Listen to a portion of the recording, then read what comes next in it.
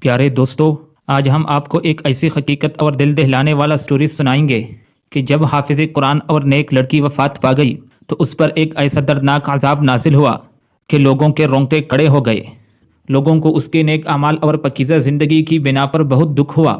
ایسی لڑکی جس کے تقوی اور پرہیزگاری کے ڈنگے بجتے تھے، جو ساری زندگی قرآن کے ساتھ جڑی رہی، اس پر یہ عذاب کیوں نازل ہوا؟ دنیا اسے نیک جانتی تھی، لیکن اللہ کی عدالت میں کیا کمی رہ گئی تھی؟ ناظرین محترم، دور دراز علاقے میں فاطمہ نامی ایک لڑکی اپنے ماں کے ساتھ رہتی تھی۔ اس کے باپ کا بچپن میں انتقال ہو گیا تھا اور فاطمہ کی ساری ذمہ داری اس کی ماں پر آ پڑی تھی، اور فاطمہ کی ماں نے ساری ذمہ داری خود لی اور اسکول کی تعلیم بھی دلوائی اور صلاحیت بھی سکھائی تاکہ یہ لوگوں کے کپڑے وغیرہ سلائی کر کے گھر کا خرچہ بھی چلا سکے۔ فاطمہ بہت محنتی لڑکی تھی۔ وہ سلائی کی مشین سے اتنے پیسے کماتے کہ گھر کا خرچہ بھی پورا کرتے اور ساتھ ساتھ اپنے جہیز کا سامان بھی اکٹھا کیا کرتے۔ اس کی ماں بھی لوگوں کے گھروں میں کام کرتی تھی اور بیٹی گھر پر محنت کرتی۔ ایسا کرتے کرتے فاطمہ نے اپنے پورے جہیز کا سامان بنا لیا۔ پھر فاطمہ کی ماں نے اچھا لڑکا دیکھ کر فاطمہ کی شادی کر دی۔ وہ لڑکا غریب تو ضرور تھا، لیکن فاطمہ کے ساتھ بہت محبت کرتا تھا۔ فاطمہ چونکہ حافظ قرآن تھی، لوگوں کو قرآن پڑھایا کرتی تھی، بہت نیک سیرت عورت تھی، اس لیے اس کا شوہر بھی ان کا بہت احترام کرتا تھا۔ فاطمہ کی ماں نے شادی کرتے وقت یہ کہا تھا کہ میرا تو کوئی سہارا نہیں میری بیٹی کے علاوہ، اس لیے میں اپنی بیٹی اور داماد کو اپنے گھر میں ہی رکھوں گی۔ اس لیے فاطمہ شادی کے بعد بھی اپنے ماں کے گھر دوبارہ سے رہنے لگی۔ اس کا شوہر جتنے بھی پیسے کماتا، لیکن گھر کا خرچہ بہت مشکل تھا۔ فاطمہ کپڑے سلائی کیا کرتی تھی، لیکن کچھ ماہ بعد فاطمہ بچی کی امید سے ہوئی تو کپڑے سلائی کرنا بہت مشکل ہو گئی۔ ادھر سے شوہر نے گھر آ کر بتایا کہ اسے نوکری سے نکال دیا گیا۔ فاطمہ یہ بات سن کر بہت غمگین ہوئی کہ اب کیا ہوگا، میں کب تک کپڑے سلائی کروں گا؟ فاطمہ کا شوہر اس کا بہت احترام کرتا تھا، اس کا بہت خیال رکھتا تھا۔ جب وہ کپڑے سلائی کرنے بیٹھتی تو اس کا شوہر کبھی کھانا بنا کر دیتا، کبھی گھر میں جھاڑو وغیرہ لگا دیتا اور باہر نوکری بھی کرتا تھا۔ فاطمہ اپنے شوہر سے کام کے سلسلے میں بہت بحث کیا کرتی تھی، وہ بدتمیزی کرنے لگتی تھی۔ جب اس کا شوہر گھر میں بیٹھ جاتا تو وہ اس کو بہت تکلیف دہ جملے بولتے تھے۔ وہ دل ہی دل میں روتا تھا، لیکن کسی کو اظہار نہیں کرتا تھا۔ فاطمہ اپنے شوہر کو یہ کہہ دیتی تھی کہ نہ کام کا نہ کاج کا، دشمن اناج کا۔ اس جملے سے اس کا دل پٹ جاتا تھا، وہ دل ہی دل میں روتا تھا اور اللہ تعالیٰ سے دعا کرتا تھا کہ اے اللہ ہماری حال پر رحم کرو، ہمیں اچھی نوکری دلوا دے۔ حالانکہ ابھی وہ ہر روز کام ڈھونڈتا تھا اور یہ تو اللہ تعالیٰ کی مرضی تھی کہ اس کو کام نہیں مل رہی تھی۔ ایسا کرتے کرتے آخر وہ دن آ گیا کہ فاطمہ کے گھر بیٹی پیدا ہوئی۔ فاطمہ کا شوہر اور فاطمہ کی ماں بچی کو دیکھ کر بہت خوش تھے۔ فاطمہ کی ماں بچے کی خوشی میں گھر میں مٹھائیاں بانٹ رہی تھی۔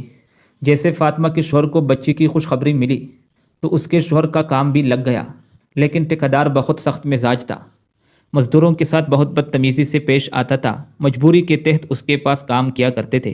وہ اکثر مزدوروں کو گندی گالیاں بھی دیا کرتے تھے۔ ادھر فاطمہ کے گھر کا گزارا مشکل ہو رہا تھا۔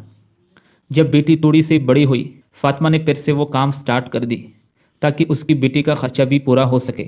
جو بھی عورتیں کپڑے سلوا کر لے جاتی، ان کے لیے کپڑوں میں سے جو کپڑا بچ جاتا وہ اسی کو نہیں دیتی تھی۔ اسی کپڑے سے وہ اپنی بیٹی کے چھوٹے چھوٹے فراق سلائی کر لیتی اور اس کو پہنا کر اسی طرح گزر بسر کر لیتی تھی، کیونکہ فاطمہ کے شوہر کی کمائی تو بہت کم تھی کہ جس سے وہ زیادہ خرچ کر سکے۔ بجلی کے بل اور گھر کا سودا صرف شوہر پورا کر سکتا تھا۔ پھر ایک دن خدا کا کرنا ایسا ہوا کہ فاطمہ اچانک سیڑھیوں سے گر گئی اور پہلی سیڑھی سے گرتی ہوئی آخر سیڑھی تک آ گئی اور اس کے سر سے خون بہہ گیا۔ فاطمہ کی ماں رونے لگی، چلانے لگی۔ پورے محلہ ان کے گھر میں اکٹھا ہوا۔ جلدی سے فاطمہ کے شوہر کو خبر دی گئی۔ جمعے کا دن تھا، اس لیے شوہر آج کام پر تھا۔ جب فاطمہ کے شوہر کو بیوی کی ایسی خبر ملی تو اس نے دفتر کو اندھا دھند تالے لگائے اور بھاگ کر گھر واپس آ گیا۔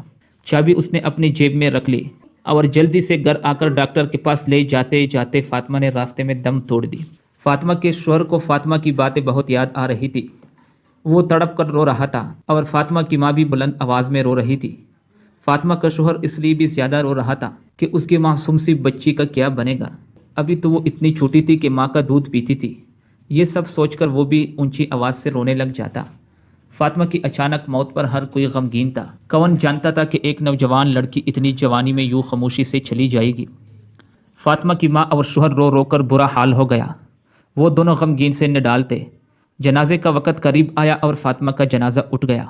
فاطمہ کو قریبی قبرستان میں جا کر دفنا دیا گیا۔ ہر کوئی رو رہا تھا، لوگوں کے آنکھیں چھم چھم برس رہی تھی، اور اس کا نماز جنازہ ادا کیا گیا اور کفن دفن کا انتظامات مکمل ہو گیا۔ ہر کوئی یہ کہہ رہا تھا کہ یہ کتنی نیک عورت تھی، لوگوں کو قرآن پاک بھی سکھاتی تھی اور سلائی کا کام بھی کیا کرتی تھی۔ بڑے احترام، عقیدت اور محبت کے ساتھ لوگوں نے جنازے میں شرکت کی اور اس کو اللہ کے سپرد کر دیا۔ جنازے کے بعد اپنے قریب رشتہ دار کچھ وقت کے لیے اس کی قبر پر بیٹھے رہے، اور اس کے بعد سب لوگ روانہ ہوئے اور کچھ رشتہ دار وہاں ابھی بیٹھے تھے۔